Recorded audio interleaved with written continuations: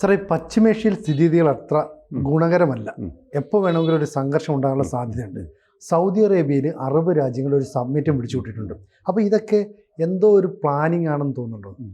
അല്ല, കൂട്ടി വായിക്കുമ്പോൾ ഒരു കാര്യം വ്യക്തമാണ്. അവിടെ സാഹചര്യങ്ങൾ ഫ്രം ബാഡ് ടു വേഴ്സ് ഒന്നും കൂടി വഷളാകുന്ന പോലെയൊക്കെ കാണുന്നുണ്ട്. അപ്പോൾ ഇപ്പോൾ ഏറ്റവും കൂടുതൽ നമ്മൾ ശ്രദ്ധ പിടിച്ചു പറ്റുന്നത് ഈ ശനിയാഴ്ച 12 മണിക്ക് ശേഷമുള്ള കാര്യമാണ്. അതായത് ഡൊണാൾഡ് ട്രംപ് പറഞ്ഞിരിക്കുന്നത് ശനിയാഴ്ച 12 മണിക്കകം ഈ ഹോസ്റ്റേജസ് ആയിട്ട് വെച്ചിരിക്കുന്നവർ തിരിച്ചു നൽകുക. അല്ലാതെ ഇടയ്ക്ക് 2 പേരെ തന്ന്, ഇടയ്ക്ക് 3 പേരെ തന്ന്, ഇങ്ങനെ ഇതിൻ്റെ പിന്നാലെ നടക്കാനൊന്നും നമുക്ക് ക്ഷമയുണ്ടാവില്ല. അതുകൊണ്ട് എത്രയും വേഗം ഗീവ് ബാക്ക് അവർ ഹോസ്റ്റേജസ് എന്നാണ് പറഞ്ഞിരിക്കുന്നത്. അത് സംഭവിച്ചില്ലെങ്കിൽ ശനിയാഴ്ച 12 മണിക്ക് ശേഷം ഇസ്രായേൽ കയറി അടിക്കുന്നുള്ളതാണ് അദ്ദേഹത്തിൻ്റെ കാഴ്ചപ്പാട്. അപ്പോൾ അദ്ദേഹം ഉപയോഗിച്ചിരിക്കുന്ന വാക്ക് അവർ ഹോസ്റ്റേജസ് എന്നാണ്. അവർ ഹോസ്റ്റേജസ് എന്നുള്ളതിന് 2 അർത്ഥമുണ്ട്. ഒന്ന്, നമ്മുടെ ഹോസ്റ്റേജസ് എന്ന് പറഞ്ഞാൽ ഇപ്പോൾ ഈ പിടിച്ചുകൊണ്ടിരിക്കുന്ന ഹമാസ് പിടിച്ചുകൊണ്ടിരിക്കുന്ന എല്ലാ ഹോസ്റ്റേജസിനെയും വിട്ടു തരണം എന്നുള്ളതാണ്. പിന്നെ അവർ ഹോസ്റ്റേജസ് എന്ന് പറയുമ്പോൾ തന്നെ വേറൊരു അർത്ഥമുണ്ട്, ഞങ്ങളുടെ നിന്നും ആകാം. ഞങ്ങളുടെയും അവർ തന്നെയാണല്ലോ എന്ന് പറഞ്ഞാൽ അങ്ങനെ എടുത്തു കഴിഞ്ഞാൽ ഞങ്ങളുടെ, അതായത് അമേരിക്കയുടെ ഹോസ്റ്റേജസിന് തിരിച്ചു തരിക ശനിയാഴ്ചയ്ക്കുള്ളിൽ എന്നുള്ള രീതിയിൽ വേണമെങ്കിൽ നമുക്ക് ഇൻ്റർപ്രറ്റ് ചെയ്യാം. അപ്പോൾ ഇപ്പോൾ ഹമാസ് പറഞ്ഞിരിക്കുന്നത് എന്താണെന്ന് വെച്ച് കഴിഞ്ഞാൽ ഈ ശനിയാഴ്ച 3 പേരെ കൊടുക്കേണ്ടതാണ്. 3 പേരെ കൊടുക്കുന്ന കാര്യം തൽക്കാലം അവിടെ നിൽക്കട്ടെ, ഞങ്ങൾക്ക് തരാൻ പറ്റില്ല. കാരണം എന്താണെന്ന് വെച്ച് കഴിഞ്ഞാൽ ഇസ്രായേൽ ഈ കരാറിലെ വ്യവസ്ഥകളൊക്കെ മാനിക്കുന്നില്ല എന്നൊക്കെ പറഞ്ഞിട്ട്, അതായത് അവിടേക്ക് എന്താണ് ഈ മൊബൈൽ ഹൗസസ് ഉണ്ട്, കൂടാരങ്ങൾ. ഈ കൂടാരങ്ങൾ കൊണ്ടുവന്നതിന് തടസ്സം പറയുന്നുണ്ട്. പിന്നെ ഫുഡ് എയ്ഡ് സപ്ലൈ ചെയ്യുന്നതിന് അവിടെയൊക്കെ ചില നിയന്ത്രണങ്ങൾ ഏർപ്പെടുത്തുന്നുണ്ട്. അപ്പോൾ ഈ നിയന്ത്രണങ്ങൾ ഏർപ്പെടുത്തുന്നു എന്ന് പറഞ്ഞു കഴിഞ്ഞാൽ ഈ കൊണ്ടുപോകുന്നത് ഭക്ഷണമൊന്നും ആയിരിക്കില്ല, ഭക്ഷണത്തിൻ്റെ കൂടെ ബോംബും ഉണ്ടാവും. അതൊന്നും. രണ്ടാമത്തെ കാരണം എന്താണെന്ന് വെച്ച് കഴിഞ്ഞാൽ ഈ ഭക്ഷണ സാമഗ്രികൾ അവിടെ ചെന്ന് കഴിഞ്ഞാൽ ഇത് വിശപ്പുള്ളവരുടെ അടുത്തേക്കല്ല ചെല്ലുന്നത്, ഇതെല്ലാം ഹമാസിൻ്റെ കസ്റ്റഡിയിലേക്കാണ് ചെല്ലുന്നത്. ഹമാസ് ഇത് വലിയ വിലയ്ക്ക് നാട്ടുകാർക്ക് കൊടുക്കുകയാണ്. അവിടെ പണം ഉണ്ടാക്കുകയാണ്. ഈ പണം ഉണ്ടാക്കി കഴിയുമ്പോൾ എന്ത് പറ്റുമെന്ന് പറഞ്ഞു കഴിഞ്ഞാൽ, ഈ പണം ഉണ്ടാക്കി എന്തെങ്കിലും അവർക്ക് ഉപകാരമുള്ള കാര്യം ചെയ്യാനാണെങ്കിൽ കുഴപ്പമില്ല. ഇവർ പിന്നെയും ഈ ഭക്ഷ്യസാമഗ്രികൾ വിൽക്കുന്നത്, അത് വിറ്റിട്ട് കിട്ടുന്ന പണം കൊണ്ട് വീണ്ടും ആക്രമണം നടത്താനാണ്. അപ്പോൾ അതുകൊണ്ടാണ് ഈ കൊണ്ടുവരുന്ന സാധനങ്ങളുടെ മൂവ്മെൻറ്റിലൊക്കെ ചില നിയന്ത്രണം ഏർപ്പെടുത്തുന്നത്. അപ്പോൾ എന്തെങ്കിലും തട്ടായുക്തി പറഞ്ഞിട്ട് അവർ പ്രശ്നങ്ങൾ ഉണ്ടാക്കുകയാണ്. അപ്പോൾ നമുക്കിപ്പോൾ കാണാമല്ലോ, ഈ കാര്യങ്ങൾക്കൊന്നും ഒരു റൈം ആൻഡ് റീസൺ എന്ന് പറയുന്ന ടൈപ്പൊന്നും കാണാനില്ല. കാരണം എന്താണെന്ന് വെച്ച് കഴിഞ്ഞാൽ ഒരാളെ കിട്ടണമെങ്കിൽ 30 പേര് അങ്ങോട്ട് കൊടുക്കണം. ഈ ഒട്ടും റിയലിസ്റ്റിക് അല്ലാത്ത കണ്ടീഷനിലാണ് കാര്യങ്ങൾ പോകുന്നത്. അപ്പോൾ ട്രംപ് ഈ പറഞ്ഞിരിക്കുന്നത് ഒരുപക്ഷെ ഇദ്ദേഹത്തിന് നെതന്യാഹുവിനൊരു അവസരം കൊടുത്തേക്കാണോ എന്ന് സംശയിക്കണം. കാരണം നെതന്യാഹുവിന് തന്നെ ഈ കരാറിൽ വലിയ താല്പര്യമൊന്നുമില്ലായിരുന്നു. പക്ഷേ ഇങ്ങനെ ട്രംപ് നിർബന്ധിക്കുകയും ചെയ്തു. ട്രംപിനൊരു സൽപ്പേര് കിട്ടട്ടെ, വരുമ്പോൾ തന്നെ ഈ പ്രശ്നമൊക്കെ പരിഹരിച്ചെടുത്ത സൂപ്പർമാൻ എന്നുള്ള രീതിയിൽ ഒരു ഇമേജ് കിട്ടണമെങ്കിൽ കിട്ടിക്കോട്ടെ എന്നുള്ളൊരു പോയിൻ്റ് ഉണ്ടായിരുന്നു. പക്ഷേ അവിടെ തന്നെ വളരെയധികം പേർക്ക് ഇതിനോട് എതിർപ്പുണ്ടായിരുന്നു. അവിടുത്തെ എസ്പെഷ്യലി റൈറ്റ് വിങ് എക്സ്ട്രീമിസ്റ്റ് ഉണ്ട്. ആ കൂട്ടത്തിൽപ്പെട്ട ആളാണ് ബസാലൽ സ്മോട്രിച്ച് എന്ന് പറയുന്ന ഫൈനാൻസ് മിനിസ്റ്റർ ഉണ്ടായിരുന്നു. പിന്നെ വേറൊരാൾ ഇത്താമർ ബെൻഗുർ എന്ന് പറഞ്ഞ സെക്യൂരിറ്റിയുടെ മിനിസ്റ്റർ ഉണ്ടായിരുന്നു. ഈ 2 കൂട്ടരും വലത് വിഭാഗത്തിൽപ്പെട്ട എക്സ്ട്രീം വ്യൂസ് ഉള്ളവരാണ്. അവരൊക്കെ ഇതിനെതിരായിരുന്നു. പക്ഷേ എല്ലാവരുടെയും സമ്മർദ്ദം വന്നു കഴിഞ്ഞപ്പോൾ പിന്നെ ഇസ്രായേൽ യുദ്ധക്കൊതിയന്മാരാണെന്നൊക്കെ പറയുള്ളൂ എന്ന് ഓർത്തിട്ട് സമാധാനത്തിന് വേണ്ടി സമ്മതിച്ചു. പക്ഷേ ഈ സമാധാന കരാറിൽ ഇസ്രായേലിനൊട്ടും താല്പര്യമില്ല ശരിക്കും. അതാണ്. പിന്നെ മാത്രമല്ല, ഇപ്പോൾ ഈ സമാധാന കരാർ എന്ന് പറഞ്ഞാൽ 3 ഫേസായിട്ടാണ് നടക്കുന്നത്. അന്ന് സമാധാന കരാറിന് സമ്മതിക്കുന്ന സമയത്ത് ആദ്യത്തെ ഫസ്റ്റ് ഫേസിനെ പറ്റി എന്തെങ്കിലും ഐഡിയ ഉണ്ടായിരുന്നുള്ളൂ. അതായത് ഒരു 6 ആഴ്ചത്തെ ഫസ്റ്റ് 42 ഡേയ്സിനുള്ളിൽ ഇങ്ങനെ 2 പേരെ കൊടുക്കും, 3 പേരെ കൊടുക്കും എന്നൊക്കെ പറഞ്ഞുള്ള. അത് കഴിഞ്ഞിട്ടുള്ള സെക്കൻഡ് ഫേസോ തേർഡ് ഫേസോ ഒരു ഹാർഡ് ആൻഡ് ഫാസ്റ്റ് ആയിട്ട് വെൽ ഡിഫൈൻഡ് ആയിട്ട് അതിനൊരു സാഹചര്യം ഇല്ലായിരുന്നു. ആദ്യത്തെ ആ ചർച്ച എങ്ങനെയാണോ അത് നടപ്പാകുന്നത് അതിനനുസരിച്ച് 2ാം ഘട്ടത്തിലേക്ക് പോകാമെന്നൊക്കെയാണ് പറഞ്ഞത്. അപ്പോൾ ഇസ്രായേലിലുള്ളവരുടെ കാഴ്ചപ്പാട് എന്താണെന്ന് വെച്ച് കഴിഞ്ഞാൽ അങ്ങനെയെങ്കിൽ അങ്ങനെ പോരുന്നവർ പോരട്ടെ, കുറേ പേര് അവരുടെ ജീവൻ രക്ഷിക്കാൻ പറ്റുമെങ്കിൽ പോരട്ടെ. പക്ഷേ ഇപ്പോൾ ഇസ്രായേലിൽ ഇതിനെപ്പറ്റി ഇത്രയും വിരോധം വരാൻ കാരണം എന്താണെന്ന് വെച്ച് കഴിഞ്ഞാൽ ഈ വന്നിരിക്കുന്ന ആൾക്കാരെ എങ്ങനെയാണ് അവർ ട്രീറ്റ് ചെയ്തതെന്നുള്ളതിനെ പറ്റി ഒരു സംശയം വരെയല്ല, ആൾക്കാർക്ക് അറിയാം. വളരെ മോശം. ദേ ലുക്ക് എമേഷ്യേറ്റഡ്, അതായത് എല്ലും തൊലി മാത്രമേ ഉള്ളൂ അവർക്ക്. ഈ തിരിച്ചു വന്നേക്കുന്നവർ ഓരോരുത്തർക്കൊക്കെ 20 കിലോ കുറഞ്ഞിട്ടുണ്ട്. അപ്പോൾ ദേവർ ടോർച്ചേർഡ്, മാത്രമല്ല സ്റ്റാർവ് ചെയ്യേണ്ട കണ്ടീഷൻ വന്നു. അപ്പോൾ ഇതൊക്കെ കണ്ടു കഴിഞ്ഞപ്പോൾ ഇപ്പോൾ ജനങ്ങളുടെ തന്നെ പബ്ലിക് ഒപ്പീനിയൻ ഇതിന് എഗൻസ്റ്റ് ആയിട്ടുണ്ട്. ഈ കരാർ കൊണ്ട് വലിയ കാര്യമൊന്നുമില്ല, ഹമാസിന് കളിക്കാനോ ഹമാസിന് തോന്നിവാസം കാണിക്കാനുള്ള ഒരു അവസരം ആണ് ഇപ്പോൾ കൊടുത്തിരിക്കുന്നത് എന്നുള്ള രീതിയിൽ ഒരു സാഹചര്യമുണ്ട്. അപ്പോൾ അതുകൊണ്ട് ഇസ്രായേലിൽ റിസർവ് സൈന്യത്തിനെ മുഴുവനും തിരിച്ചു വിളിച്ചിരിക്കുകയാണ്. എപ്പോൾ വേണമെങ്കിലും ഈ സാറ്റർഡേ 12 കഴിഞ്ഞാൽ എന്തിനും തയ്യാറായിരുന്നു എന്നുള്ള മട്ടാണ്. അപ്പോൾ വീണ്ടും കാര്യങ്ങൾ വഷളായിക്കൊണ്ടിരിക്കുകയാണ്. അതാണ് ഒരു പ്രശ്നം.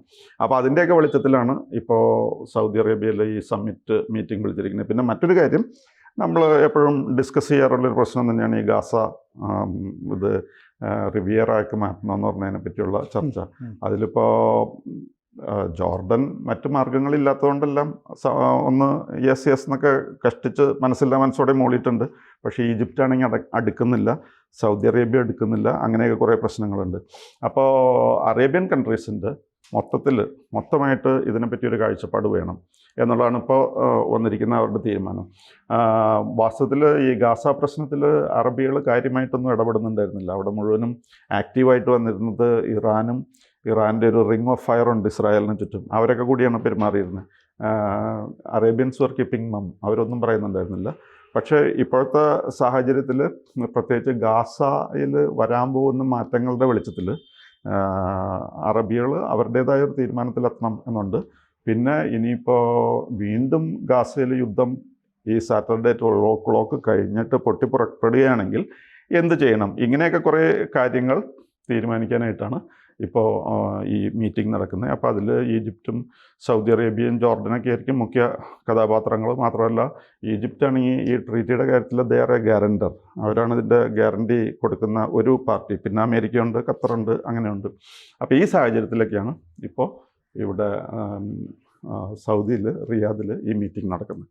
സാർ, ഈ 15 മാസത്തോളം ഈ ഹമാസിൻ്റെ ഭീകരവാദികൾ എന്ന് പറയുന്നവരൊന്നും നമ്മൾ കണ്ടിട്ടില്ലായിരുന്നു. അവരൊക്കെ ബങ്കറിനുള്ളിൽ ഒളിച്ചു കഴിയായിരുന്നു. പക്ഷേ ഇപ്പോൾ ബന്ദികളുമായിട്ട് വരുമ്പോൾ അവർ മുഖംമൂടിയൊക്കെ ധരിച്ച് ഗണ്ണുമൊക്കെ പിടിച്ച് വരുന്നു. അപ്പോൾ ഇത് വരുന്നതെന്ന് പറഞ്ഞാൽ ഇസ്രായേലുമായിട്ട് ഒരു വെടിനിർത്തൽ പ്രഖ്യാപിച്ചു, ഇസ്രായേൽ വെടിവെക്കില്ല എന്ന് ഉറപ്പ് കിട്ടിയതുകൊണ്ടാണ് ഇവർ ധൈര്യമായിട്ട് പുറത്തേക്ക് വരുന്നത്. അപ്പോൾ ഒരു ഗ്യാരണ്ടി കൊടുത്തു കഴിയുമ്പോഴത്തേക്ക് തങ്ങളുടെ വിശ്വരൂപം അവർ പുറത്തെടുത്തുകൊണ്ടിരിക്കുകയാണ്. അപ്പോൾ വീണ്ടും ഇപ്പം ശനിയാഴ്ച ഞങ്ങൾക്ക് ഇത്ര ബന്ദികളെ വേണം, ഞങ്ങൾ വിട്ടുതരില്ല എന്ന് ഹമാസ് പറയുന്നത് ഇനി ഞങ്ങൾ ബലം പിടിച്ചാൽ കാര്യങ്ങൾ നടക്കുമെന്നുള്ളതാണ്. അപ്പോൾ സ്വാഭാവികമായിട്ടും അങ്ങനെ ചെയ്തില്ല എങ്കിൽ യുദ്ധം തന്നെയായിരിക്കുമെന്ന് നെതന്യാഹുവും പറയുന്നു, ട്രംപും പറയുന്നു. അങ്ങനെയാണെങ്കിൽ അങ്ങനെ പോകട്ടെ എന്ന് വിചാരിക്കേണ്ടി വരും. കാരണം ഈ തിരിച്ചു വരുന്ന ആളുകളെ കവചമാക്കി വെച്ചുകൊണ്ട് വീണ്ടും ഹമാസ് അറ്റാക്ക് ചെയ്യാനുള്ള ശ്രമമുണ്ട്. മാത്രമല്ല ഇസ്രായേലിൻ്റെ ഭാഗത്തുനിന്ന് ആക്രമണം ഉണ്ടാവുകയാണെങ്കിൽ ഈ ഹമാസിൻ്റെ അടക്കം നേതാക്കൾ മൊബൈൽ ഫോൺ ഉപേക്ഷിച്ച് വീണ്ടും ബങ്കറിലേക്ക് പോകാൻ സാധ്യതയുണ്ട്. മൊബൈൽ ഫോൺ ഉപയോഗിക്കരുതെന്ന് നിർദ്ദേശം കൊടുത്തിട്ടുണ്ടോ? അതെ. അപ്പോൾ യുദ്ധം വീണ്ടും, കാരണം ഇസ്രായേലിന് ഇനിയും പലതും ചെയ്തു തീർക്കാനുണ്ടായിരിക്കും. അപ്പം അവര് ഫസ്റ്റ് ഫേസ് അങ്ങനെ നടക്കുകയാണെങ്കിൽ നടന്നോട്ടെ, അത്രയും പേര് വരുന്നവർ ജീവനോടെ വരുന്നവർ വരട്ടെ. ജീവന് അവർ വളരെയധികം മനുഷ്യജീവന് വില കൽപ്പിക്കുന്നു, അതാണ് പ്രശ്നം. വാസ്തവത്തിൽ ഇസ്രായേൽ ഇപ്പോൾ മറ്റു രാജ്യങ്ങളെ പോലെ ആയിരുന്നെങ്കിൽ ഈ കുറേ പേരെ ഹോസ്റ്റേജസ് ആയിട്ട് പിടിച്ചുകൊണ്ട് പോകുമ്പോൾ അതിപ്പോൾ അവരവിടെ ചെന്ന് പെട്ടു, എന്തെങ്കിലും ആവട്ടെ എന്നുള്ള രീതിയിൽ ചിന്തിക്കാം. പക്ഷേ ഇസ്രായേൽ അങ്ങനെ ചിന്തിക്കില്ല, അമേരിക്ക അങ്ങനെ ചിന്തിക്കില്ല. ഇപ്പം അമേരിക്കയുടെ ഹോസ്റ്റേജസ് ആയിട്ട് അവിടെ ടെഹ്റാനിലെ എംബസിയിൽ പണ്ട് പിടിച്ചു വെച്ചിരുന്നു. ആയത്തുള്ള റൂഹുള്ള ഖൊമേനിയുടെ കാലത്ത് 440 days പിടിച്ചു വെച്ചു. America became absolutely helpless. കാരണം അവർക്ക് ഒരു ജീവൻ നഷ്ടപ്പെട്ടാലും പ്രശ്നമാണ്. പക്ഷേ ഇറാനെ സംബന്ധിച്ചിടത്തോളം പ്രശ്നമല്ല. അവർക്ക് പറയാൻ ഹമാസിനും അത് പ്രശ്നമല്ല. ഇപ്പൊ ഹമാസ് പറയുന്ന പോളിസി എന്ന് ആലോചിച്ച് നോക്കി, ഞങ്ങൾ ഏതാണ്ട് 3-4 പേരെ വിട്ടുതരാം, പകരം ഞങ്ങൾക്ക് 100 പാലസ്തീനെ വേണം, 1000 പാലസ്തീനെ വേണം. അപ്പോൾ പണ്ട് മുതലേ ഇസ്രായേൽ ഇത്തരം വിട്ടുവീഴ്ച മനോഭാവം കാണിച്ചിരുന്നു. ഒരാൾക്ക് വേണ്ടിയിട്ട് 1000 പേരെയൊക്കെ വിട്ടുകൊടുത്ത സന്ദർഭമുണ്ട്. അപ്പോൾ അതിനെ കൃത്യമായിട്ട് ചൂഷണം ചെയ്യുകയാണ് ചെയ്യുന്നത്. ഇനി അത്രയും ചൂഷണം വേണ്ടാന്നൊരു നിലപാട് ഇസ്രായേൽ എടുക്കുകയാണെങ്കിൽ, അമേരിക്ക പിന്തുണയും കൊടുക്കുകയാണെങ്കിൽ ചിലപ്പോൾ ഹമാസ് എന്ന് പറയുന്ന ഭീകരന്മാർ പൂർണ്ണമായിട്ട് ഇല്ലാതാകും. പക്ഷേ അപ്പോൾ സംഭവിക്കുന്നത് കുറെ പാലസ്തീനികളുടെ ജീവൻ കൂടെ നഷ്ടമാകും.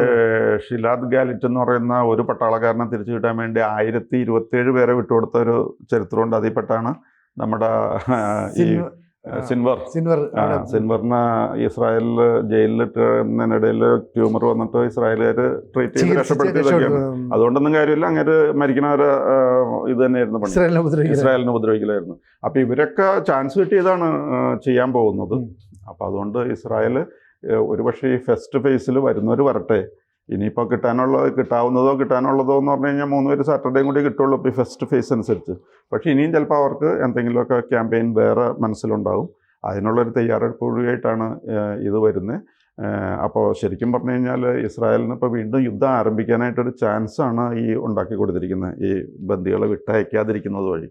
അത് ഇസ്രായേലിനെ സന്തോഷിപ്പിക്കുകയാണോ എന്നുള്ളത് നമുക്ക് പറയാൻ പറ്റില്ല. അത് അവർക്ക് അവരുടേതായ കാഴ്ചപ്പാടുണ്ടാവും. സാർ, ഇത്രയും കാലം മിഡിൽ ഈസ്റ്റ് രാജ്യങ്ങളൊന്നും തന്നെ ഇറാനെയോ അവരുടെ പ്രോക്സിയോ ഒന്നും സപ്പോർട്ട് ചെയ്തിട്ടില്ല. അങ്ങനെയുള്ള ഒരു സാഹചര്യത്തിൽ ഇസ്രായേലിന് ഒരു പരോക്ഷമായ പിന്തുണ നൽകുന്നു എന്നും വേണമെങ്കിൽ പറയാം. കാരണം അമേരിക്ക പറയുന്ന കേട്ട് കഴിയുന്ന സൗദിയും അതുപോലെ UAE ഉൾപ്പെടെയുള്ള രാജ്യങ്ങളുണ്ട്. പക്ഷേ സൗദി അറേബ്യയിൽ ഇപ്പോൾ ഇത്തരം കാര്യങ്ങൾ അവലോകനം ചെയ്യാനായിട്ട് ഈ മാസം അവസാനം ഒരു മീറ്റിംഗ് വിളിക്കുമ്പോൾ അതിന് പിന്നിൽ ചില പ്ലാനുകൾ, അജണ്ടകളൊക്കെ ഉണ്ടാവില്ലേ? അത് കൂടുതലും അവർ ഉദ്ദേശിക്കുന്നത് ഇപ്പോൾ ഈ ഗാസയിൽ വരാൻ പോകുന്ന മാറ്റങ്ങളുണ്ടല്ലോ, അതിനെപ്പറ്റി അറബികൾക്ക് പൊതുവായൊരു തീരുമാനം. ഇപ്പോൾ ഓരോരുത്തർ, ഇപ്പോൾ ജോർഡനിലെ രാജാവ് പോയി, ജോർഡനിലെ രാജാവ് അവിടെ ഇരുന്ന് വേർക്കായിരുന്നു ട്രംപിൻ്റെ മുമ്പിൽ. കാരണം നോ എന്ന് പറയാൻ ബുദ്ധിമുട്ടാണ്. അപ്പോൾ അതേപോലെ ഇനി ഈജിപ്ഷ്യൻ പ്രസിഡന്റ് പോകാൻ ഡേറ്റ് എടുക്കുകയാണ്. പക്ഷേ ആ ഡേറ്റിൽ പോകില്ലെന്നാണ് ഇപ്പോൾ അദ്ദേഹം പറയുന്നത്. അപ്പോൾ അങ്ങനെ ഓരോരുത്തരായിട്ട് ഓരോ അഭിപ്രായം പറയുന്നതിന് പകരം എല്ലാവരും കൂടി യോജിച്ചൊരു തീരുമാനം എടുത്തിട്ട് ആ യോജിച്ച തീരുമാനത്തിൻ്റെ വെളിച്ചത്തിൽ അറബികൾ ഇടപെടുക. അതേസമയം ഇതിൽ ഷിയ മുസ്ലിം കൺട്രീസിനെ ഒന്നും പെടുത്തണമില്ല, ഇറാനെയൊന്നും അവർ അടുപ്പിക്കുന്നുമില്ല, ഈ ഗ്രൂപ്പിലൊന്നുമില്ല. അപ്പോൾ അറബികൾ തന്നെ അറബികളുടെ കാര്യം നോക്കാം എന്നുള്ള രീതിയിലാണ് ഇപ്പോൾ ഫെബ്രുവരി 27 എന്താണ് ഒരു തീരുമാനം എടുക്കേണ്ടത് ഇതിനെപ്പറ്റി എന്നുള്ളത് അറിയാനായിട്ടാണ് അവർ ഫെബ്രുവരി 27 മീറ്റിംഗ് നടത്തുന്നത്. കൂടുതൽ വാർത്തകളും വിശേഷങ്ങളും നിങ്ങളിലേക്ക് എത്താൻ ABC മലയാളം സബ്സ്ക്രൈബ് ചെയ്യുക, ബെൽ ബട്ടണും അമർത്തുക.